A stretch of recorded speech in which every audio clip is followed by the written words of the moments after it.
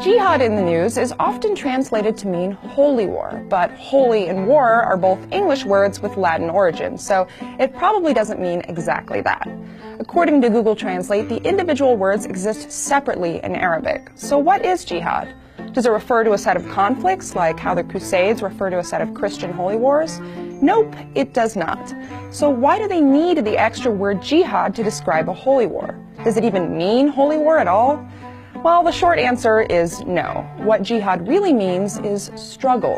It's a major religious duty that many consider to be the unofficial sixth pillar of Islam, right below self-control, giving to the poor, and visiting Mecca. Technically, jihad means a struggle in the way of Allah. Fringe radical militant groups think that attacking the West is part of that struggle, but the majority of Muslims don't. Most of them are actually opposed to using the word jihad in that way because it associates the word with terrorism. So what does jihad mean to them? Well, in Islam, there are two types of jihad, the outer and the inner. The outer is the kind that defends Islam against outside aggression, like they did in the Crusades. The inner represents the internal spiritual struggle to seek self-improvement in the way of Allah. So basically, it's the struggle to be a better Muslim, both spiritually and in practice. The following passage, which is from a highly debated Islamic text called the Hadith, sums it up pretty nicely. In it, Muhammad says to a band of returning warriors who have come from the lesser jihad to the greater jihad, the striving of a servant of Allah against his own desires. So despite the negative attention it gets, jihad can refer to some really wonderful things.